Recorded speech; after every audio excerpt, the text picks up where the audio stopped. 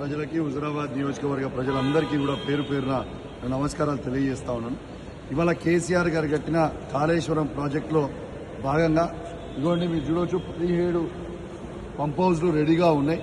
ఇలా నా హుజురాబాద్ నియోజకవర్గానికి నీళ్లు రాక రైతులు ఇబ్బంది పడతా ఉన్నారు. నేను దయచేసి ఈ ప్రభుత్వాన్ని రేవంత్ రెడ్డి గారి ప్రభుత్వాన్ని కోరుతా ఉన్నాను. దయచేసి వెంటనే ఈ పంప్ హౌస్లు ఆన్ చేసి ఇక్కడి నుంచి నీళ్లు లిఫ్ట్ చేసి మిడ్ మానేర్ నింపి ఎల్ఎండి నింపితే నా హుజురాబాద్ నియోజకవర్గంలో ఉన్న రైతులందరికీ కూడా నీళ్లు వస్తాయి. అవి కిందికి కోదాడు వరకు కూడా పోతాయి. దయచేసి ఈ ప్రభుత్వాన్ని వెంటనే నేను డిమాండ్ చేస్తా ఉన్నాను. ఈ పంప్ హౌస్లు మీరు ఖచ్చితంగా ఆన్ చేయాలి.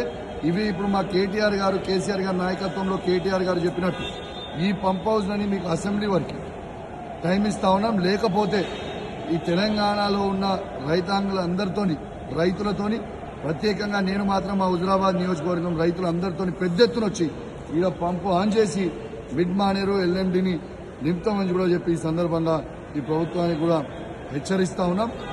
మా మీద కోపం ఉంటే మా మీద తీర్చుకోండి. కేసీఆర్ గారి మీద కోపం ఉంటే కేటీఆర్ గారి మీద హరీష్ రావు గారి మీద కోపం ఉంటే మా మీద ఉంటే మా మీద తీర్చుకోండి. కానీ తెలంగాణ రైతాంగం మీద తీసుకోవద్దు, హుజురాబాద్ రైతాంగం మీద ప్రత్యేకంగా తీసుకోవద్దని నేను ఈ ప్రభుత్వాన్ని డిమాండ్ చేస్తున్నా. మీరు ఇది లైవ్ గా చూడొచ్చు అని చెప్పి ఈ సందర్భంగా తెలియజేస్తూ సెలవు తీసుకున్నా. జై తెలంగాణ, జై కేసీఆర్.